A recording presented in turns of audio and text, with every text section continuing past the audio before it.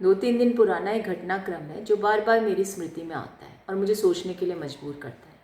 मैंने सोचा क्यों ना आपसे साझा करूं, क्योंकि मुझे लगता है ऐसी चीज़ों से आप भी दो चार होते होंगे। बात तो वैसे छोटी सी है और कुछ सालों पुराना एक किस्सा है, उससे मैं शुरू करती हूँ। 2013 में जब मैंने चुनाव लड़ा तो मैं एक गार्डन में गई और वहाँ मैं अपना जनसंपर्क कर रही थी। उस दौरान एक महिला दूर खड़ी मुझे देख रही थी और जब मेरा जनसंपर्क पूरा होने को था तब मेरे पास आई और मुझसे बोली कि मैं आपकी डिबेट्स को सुनती हूँ टीवी चैनल्स पर, मुझे आप बहुत पसंद हो और मैं आपकी एक तरह से फ़ैन हूँ। परंतु समस्या यह है कि मैं तो आपको वोट दूंगी पर मेरा परिवार आपको वोट नहीं देगा, क्योंकि वो आपको कैंडिडेट तो माकूल मानता है परंतु आपकी पार्टी के प्रति उनकी रुचि नहीं है। तो मैंने हंसकर उनसे कहा कि कोई बात नहीं, आप तो मेरे साथ हो ना। और मैं उनको साथ लेकर के चुनाव प्रचार में वो उनसे कहा कि मेरे साथ चलिए, और उस प्रचार में मेरे साथ रहे। उसके बाद ये जो परिचय था मेरा बढ़ता गया और उसके पश्चात जब मैंने दोबारा चुनाव लड़ा तो 2018 में जब मैं उनकी कॉलोनी में गई तो वो मेरे साथ प्रचार में साथ लग गई और साथ लग के उन्होंने 4-5 महिलाओं से मेरा परिचय करवा और कहा कि हम कार्यकर्ता के रूप में आपके चुनाव प्रचार में संलग्न रहेंगे, और मेरा परिचय उनसे बढ़ता गया। कोरोना काल के दौरान जो प्रथम वेव आई थी तब हमने उनकी कॉलोनी में एक जन रसोई शुरू की और उसमें उन्होंने बढ़ चढ़ कर भाग लिया, और भाग भी इस प्रकार से लिया कि उनकी जो महिला साथी थी वो रसोई में तो योगदान देती थी अपने श्रम का, साथ ही साथ कुछ राशन सामग्री भी कभी कभार ले आती थी। और उनकी उस लगन से वहाँ पर हमारा एक अच्छा बेस भी बना और लोगों को भोजन सामग्री भी उपलब्ध होती रही। अभी उनसे ये परिचय मेरा थोड़ा प्रगाढ़ भी हो गया, क्योंकि जब भी मैं वहाँ जाती थी तो मैं उनके घर ज़रूर जाती, उनको फ़ोन करती, वो मेरे पास आ जाती थी। कुछ दिनों पहले अभी वो मेरे पास आई, यूँ कहिए 2-3 दिन पहले मैं अपने घर में लोगों से मिल रही थी तो मैंने उनको देखा, वो आकर बैठ गई, बड़ी मायूस सी लग रही थी। तब मैंने उनसे पूछा, कहो क्या बात है? तो बोली अकेले में बात करना चाहती हूँ। मैं उन्हें अंदर लेकर के गई। अंदर ले गई तो उन्होंने मैंने उनसे पूछना चाहा तो पहले तो संकोच व्यक्त करती रही। भंगिमाएँ ऐसी थी जिससे ऐसा प्रतीत हो रहा था कि अंदर ही अंदर कुछ घुटन महसूस कर रही हैं। जब मैंने उन्हें प्रेम से सहलाया, हाथ उनके कंधे पर रखा और उनसे कहा कि मैं तुम्हारी बहन की तरह हूँ, चाहे छोटी या बड़ी मानो, सच्चाई बताओ क्या दुविधा है, किस दुविधा के कारण ऐसी परेशान नजर आ रही हो? तब आंखों में आंसू भरकर बोली कि दीदी, इस कोरोना ने और कोरोना के बाद जो महंगाई बढ़ी है उसने हमारी कमर तोड़ दी, और कमर ही नहीं तोड़ दी, मेरी तो सारे जीवन को अस्त व्यस्त कर दिया। मेरे पति प्राइवेट कंपनी में डिप्टी मैनेजर हैं।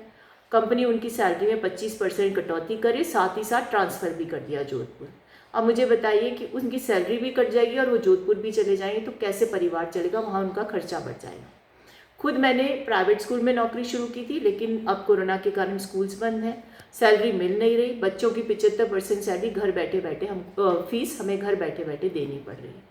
तो मैंने सोचा कि ये दुविधा तो एक आम दुविधा है। मुझे जब तक उन्होंने विस्तृत रूप से इसका विवरण नहीं किया तो मुझे लगा कमोबेश हर मध्यम वर्गीय परिवार की समस्या है।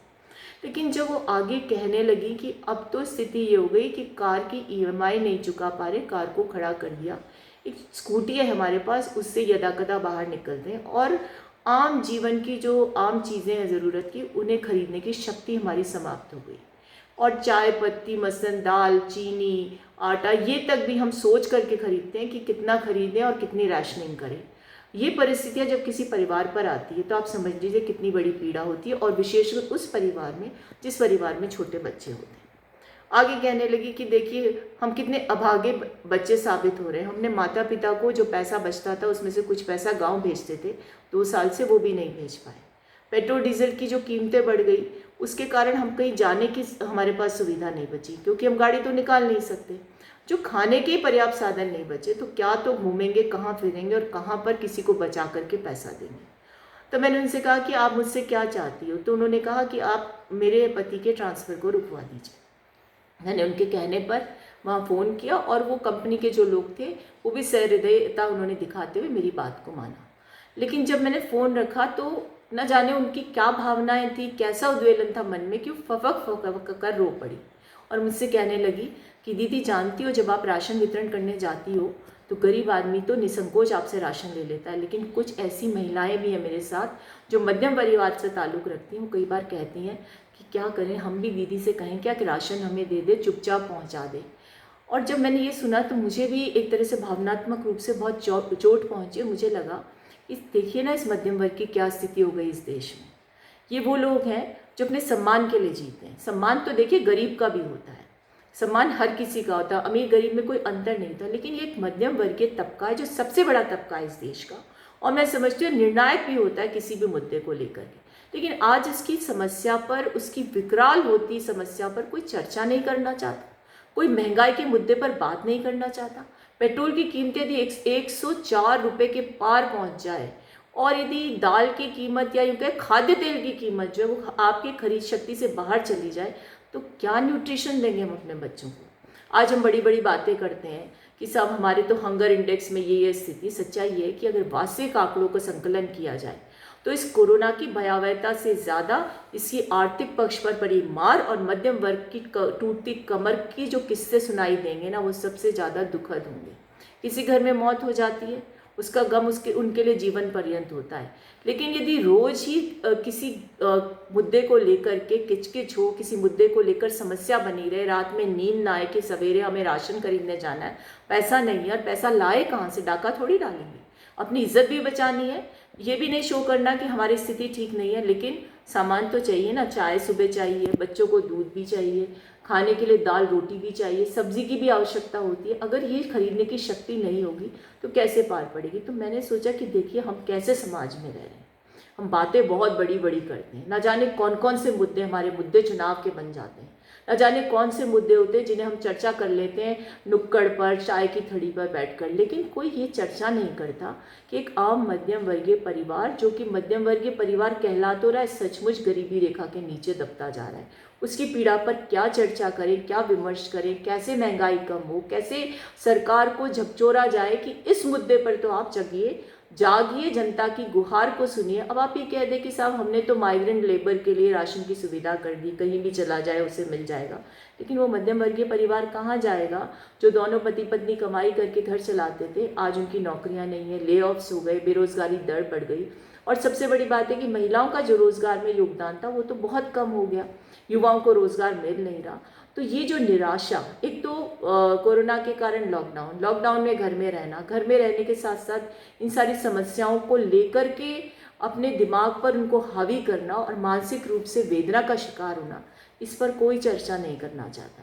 ये महंगाई जो मुद्दा, ये मुद्दा क्यों नहीं है। नारे तो बहुत लगते हैं कि बहुत हुई महंगाई की मार, और उसको लेकर के चुनाव भी जीत ले जाते हैं, लेकिन कौन सी ऐसी नीति निर्मित होती है कि सचमुच में मध्यम वर्गीय परिवार के बारे में सोच हो कि साहब उसकी समस्याओं का निदान कैसे हो। देखिए मध्यम वर्गीय परिवार जो होते हैं ना, वो लोग ये नहीं कहते कि साहब हमें कोई भी चीज़ किसी भी स्वरूप में मुफ्त में दे दीजिए। वो सिर्फ ये चाहते हैं कि जो हमारी मूलभूत चीज़ें हैं वो हमें सुलभता से मिल सके, हमारी क्रय शक्ति के अनुसार वो हमें उपलब्ध हो सके, लेकिन इस पर कोई विचार नहीं होता।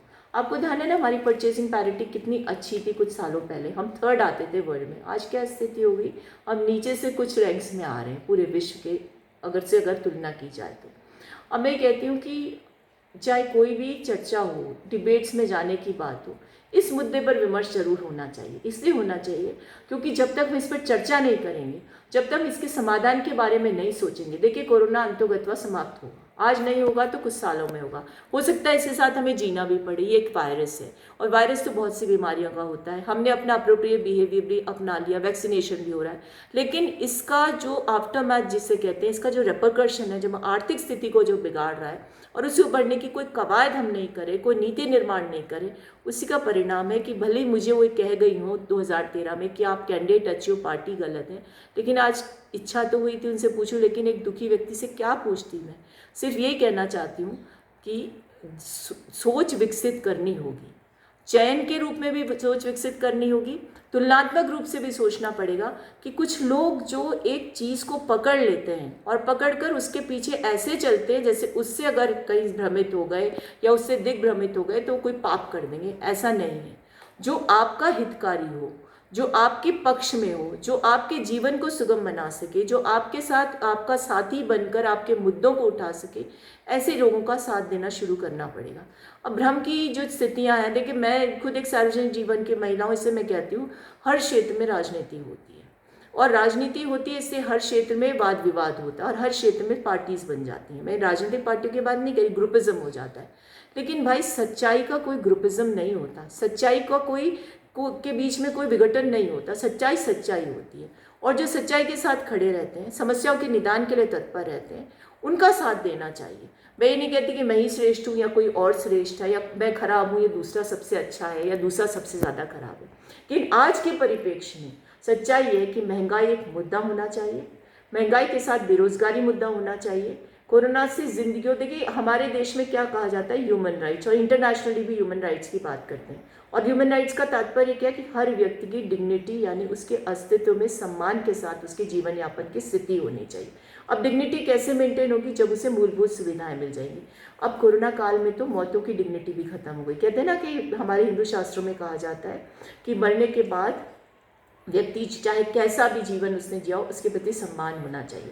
और हमारा राइट टू लाइफ क्या कहता है कि मरने के बाद जो बॉडी है उसकी भी डिग्निटी मेंटेन। वो डिग्निटी की धज्जियां तो उड़ गई, आपने देखा कि ऐसे मास क्रिमेशन होते रहे, लेकिन मैं ये कहती हूँ जिंदा लोगों के सम्मान के साथ समझौता नहीं होना चाहिए। उन्हें 2 जून की रोटी और अपने जीवन जीने की मूलभूत सुविधाओं से किसी स्वरूप में वंचित नहीं किया जाना चाहिए। आज देश में कोई भी सत्ता प्रतिष्ठान में बैठे उसकी जिम्मेदारी होनी चाहिए कि इस वर्ग की बहबूदी के लिए, इसकी खुशहाली के लिए, इसके सम्मान के लिए, इसकी डिग्निटी के लिए योजनाएं बने और वो निरंतर अनवरत जारी रहे, उसमें कहीं ब्रेक नहीं आना चाहिए, ताकि फिर कोई ऐसी महिला किसी दूसरी महिला के सामने फूट फूट कर रोकर ये ना कहे कि अब कैसे जीवन चलाएं, कैसे बच्चों को संभालें, कैसे बूढ़े माता पिता के प्रति अपनी जिम्मेदारी